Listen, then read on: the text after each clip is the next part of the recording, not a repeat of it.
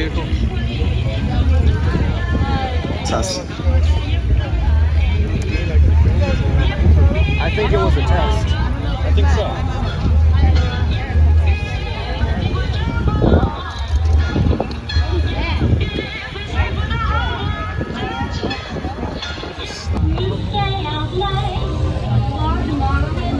It was more than last year, I'm not so sure.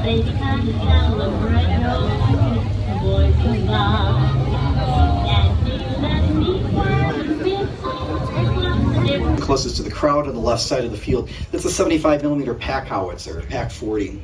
And that was a primary anti-tank weapon deployed by the Germans throughout the war. And it was incredibly effective against all armor, including Soviet armor. You know, I think I saw a T-34 out here once on a video. So they're in defensive position waiting for the Allied assault that they know is coming this way because the reconnaissance elements have come in. The Allies are starting to drop artillery on the field and on some of the positions to try to soften things up, and that is in preparation for them to be moving forward. Now the Marder 3 is in service. They're starting to return fire against armor that they're seeing moving off in the distance on stage right.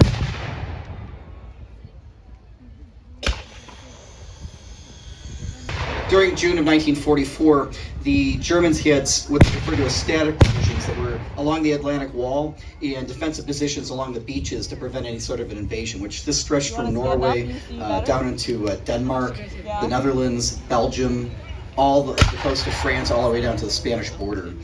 And they built these barbed wire, mines, obstacles that would tear open landing craft that would attempt to land on these beaches. And Normandy was not considered a primary place that they would land at those cliffs, and those are the beaches that became Omaha. It's armed with a 37 millimeter cannon. The 37 was often referred to as a door knocker cannon because it was very, very lightweight. It was fine for taking out maybe that half track, and it could take out trucks, but it was not much of a match for the Hudson tank unless you could get a flank shot on it. The Americans moved away pretty quickly from using the 37, and they went to a 75 millimeter gun on the Grand Prix tanks and also on Sherman tanks. By the end of the war, they were using even larger caliber weapons to match what the Germans had with 88 millimeter and high velocity 75s.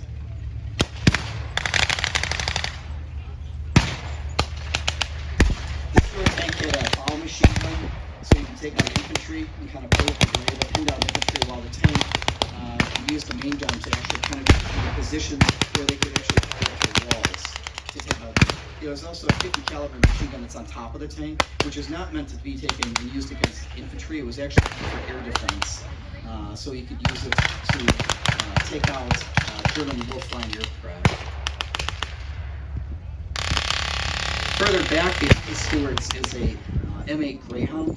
The Greyhound armored car is a six-wheeled armored car. It's pretty robust. It can go pretty fast. They can go about 60 miles an hour, and they have a heck of an engine in them. They have decent frontal plate armor, and they also have an armored turret that's open top, so you can still throw grenades in, and you can take it off on a motor. But it protected the crew relatively well. It is also armed with a 37. It has a 30 caliber machine gun and a coaxial mount that can turn around, and it also has a 50 cal. The 50 cal in that position could be used against infantry, but it's primarily designed to be an anti-aircraft.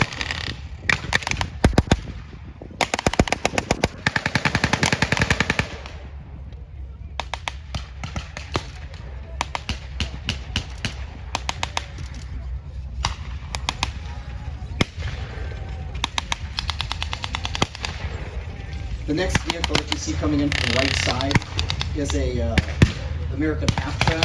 It's armed with a large gun that can be used for tank use. This was designed as a tank destroyer. It was sort of the American answer with ingenuity on how can we make a better tank destroyer, so that the Germans using obsolete tanks like they've been using them as self-propelled guns.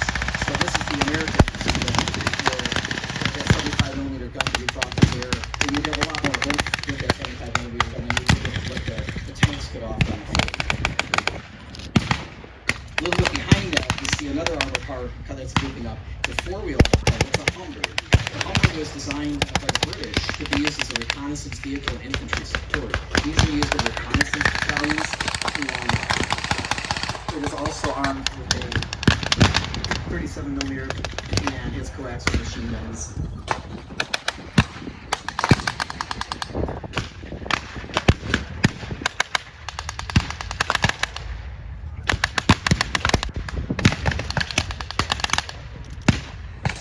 So they took out the Hudson. You can see the smoking wreckage of it in the field. And it looks like they've taken out some of the other German vehicles. Marauder is still in service. But he's backing up to try to keep the armor facing the enemy. German infantry is starting to pull back because they realize that they're getting flanked, and their main weapon that they thought would take out all the armor itself took them.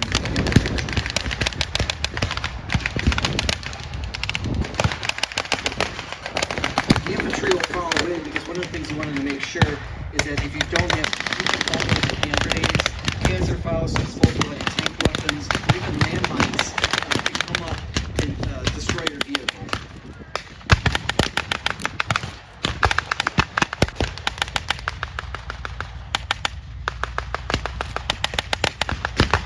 You can see a couple Jeeps moving up that have 50 caliber machine guns on the back. The 50 caliber on these vehicles also was meant to be Allies had command of the skies, it just became a heavy support weapon platform, so they could fire the 50 cal. It would generally shake the Jeep pretty hard because it wasn't necessarily designed to be a stable platform for a 50 caliber machine gun, but if you fire enough rounds down range, you can quite a bit of damage. The 50 cal would be easy enough to go through the sides, half tracks in a lot of cases. It would definitely take out the truck. It is enough to penetrate 2 to 3 feet of packed earth that would usually stop a bullet. The 50 caliber round would be able to go through that many of the structures. And you can see the M1 Garand as the infantry moves up. You see it in action. And you can see that these guys have rapid fire. You see some of them actually reload. If you listen, you can hear the ping as these things eject their clips, and you can see them reloading their rounds pretty quickly. The Americans were also equipped with the M1 carbines, and some of the guys are shorter rifles. Those are 15-round box magazine.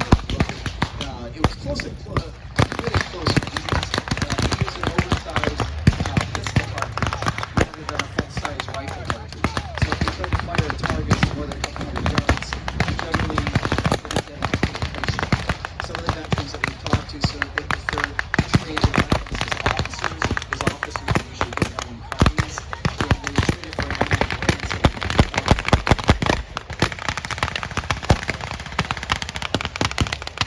You can hear what they're trying to lay down as much powder fire as they can. That gives the infantry support, so they keep the heads down for the Germans that are in the double positions. These guys are working to move up. The crew that's right in front of the yellow banded steward is going to get a 30 caliber machine gun in the service, and he gets some close range machine gun fire.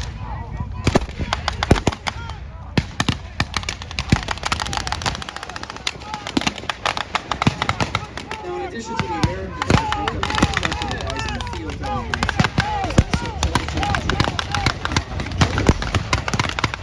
Even though they were knocked out of war in 1939, those who escaped, they would actually volunteer to join British Commonwealth units that were raised to be Polish battalion or division of field. There's a Dingo scout car. It's a 2-man crew. It was extremely fast and mobile, and it was designed so they could get down even small roads and trails to do reconnaissance, particularly enemy contact. Their job was to break contact and radio where the location of the enemy was.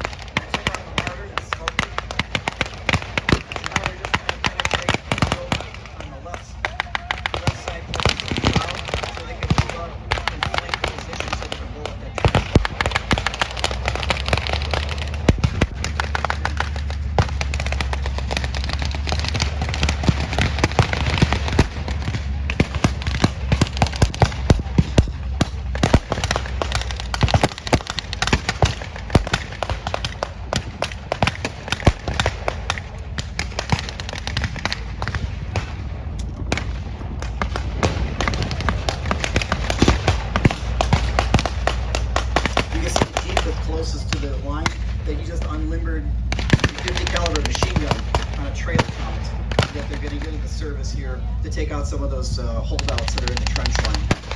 50 caliber should be enough, along with the 37 millimeter cannons on the field, and the 50 calibers are also mounted on the back of vehicles. They can penetrate most of that trench line.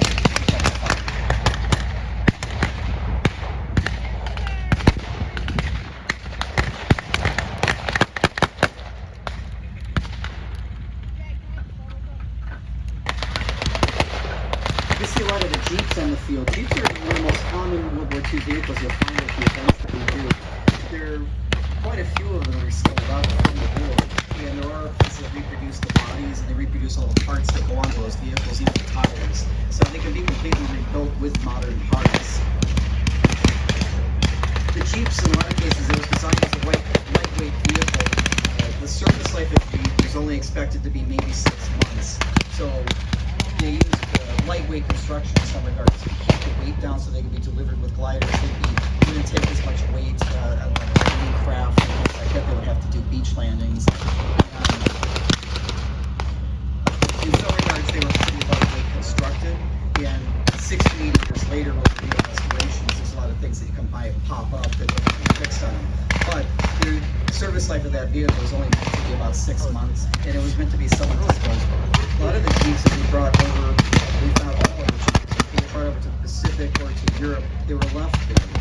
And a lot of the trucks and vehicles that were used in France, those were also left in Europe. So it's actually even more common to find these vehicles in front of the field. And the heavier the vehicle, sometimes it's easier to find in Europe, because the European armies would continue to use these vehicles all the way into the 1950s, 60s, or 70s. My beloved. Part of the deal with the automotive industry is that they would make these vehicles for the military, but they also didn't want everything brought back to flood the surplus market. They wanted to be able to make money and recover from the Depression. So their deal was that you would not bring lightweight trucks, and you wouldn't be bringing Jeeps back to the country for everybody. Most of the surplus Jeeps were either on the docks waiting to ship, or they were actually already on military bases being used here in the United States. It's not very often that we run across a Jeep that actually sells overseas service for that reason.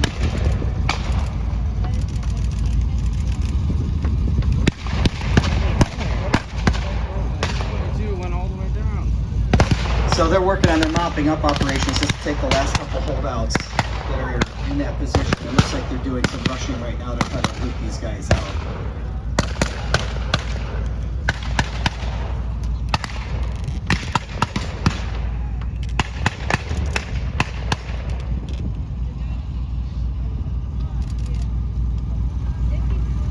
Looks like they may have accomplished them. Damn.